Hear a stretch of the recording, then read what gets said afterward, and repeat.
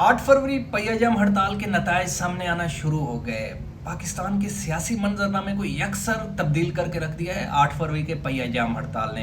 ये पाकिस्तान के लोगों की बहुत बड़ी कामयाबी है। वो इमरान खान जिसके केसेस अभी तक लग ही नहीं रहे थे सुप्रीम कोर्ट में, जस्टिस याहिया अफरीदी साहब सुनने को तैयार नहीं थे, अचानक से इमरान खान के 14 केसेस लग गए हैं सुप्रीम कोर्ट में। और सुप्रीम कोर्ट ने बहुत बड़ा हुक्मनामा भी जारी कर दिया है। तकरीबन 2 साल के बाद सुप्रीम कोर्ट में जस्टिस याहिया अफरीदी साहब को ये याद आ गया है कि इमरान खान इस वक्त जेल में किस हालत में है। कोई तो रिटर्न रिपोर्ट होनी चाहिए ना। इमरान खान की सेहत के बारे में बहुत ज़्यादा जो है ना बातें हो रही है, उनकी आंख में मसला है, इस पर बात हो रही है। तो इस पर जस्टिस याहिया अफरीदी साहब ने आज एक बहुत बड़ा हुक्मनामा जारी किया है, जिसमें उन्होंने सुलेमान सफदर जो इमरान खान के वकील हैं उनको फ्रेंड ऑफ कोर्ट का लक़ब देकर जो है ना अडियाला जेल भेजने का फैसला या हुक्मनामा जारी कर दिया है। अब सुलेमान सफदर जाएंगे अडियाला जेल और वहाँ पर वो इमरान खान जहाँ पे रह रहे हैं तो वहाँ पे जाकर उनकी चीज़ों का मुआयना करेंगे और वहाँ पर देखेंगे कि इमरान खान किस हालत में रह रहे हैं और उनकी जेल में हालत ज़ार है क्या, उनको कौन कौन सी सहूलतें वहाँ पर मुयस्सर हैं। वो सुलेमान सफदर साहब आज 2 बजे जाएंगे अडियाला जेल और वहाँ पर जाकर इन तमाम चीज़ों का खुद मुआयना करेंगे और उसके बाद एक रिटर्न रिपोर्ट सबमिट करवाएंगे सुप्रीम कोर्ट में। हाँ, सुप्रीम कोर्ट में जो हमारे दूसरे जो ना वकील हैं इमरान खान के, लतीफ़ कोता साहब, उन्होंने भी ये कहा है जस्टिस याहिया अफरीदी साहब से कि उनको नहीं मिलने दिया जा रहा इमरान खान से। तो इस पर जस्टिस याहिया अफरीदी साहब ने कहा है कि फ़िलहाल ये रिपोर्ट आ जाए कि इमरान खान किस हालत में है अडियाला जेल में, तो उसके बाद जो ना कोई और हुक्मनामा जारी होगा। आज 2 बजे सुलेमान सफदर साहब जाएंगे अडियाला जेल और इमरान खान की जो हालत ज़ार है वो किस सूरत में रह रहे हैं अडियाला जेल में, इस पर वो अपना जो है ना तफसीली नोट बनाकर अदालत में रिपोर्ट एक पेश करेंगे।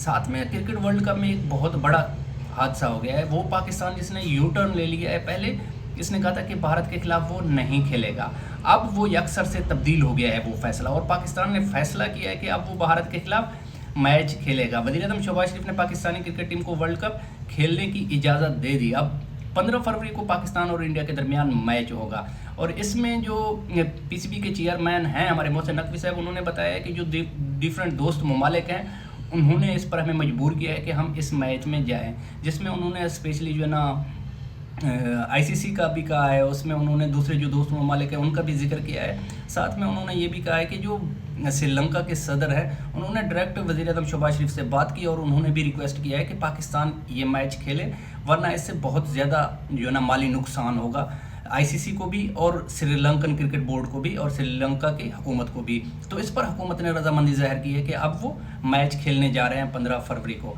और इसके साथ जो ना जो मुल्तान सुल्तान है वो अब इस पीएसएल में नहीं होगा।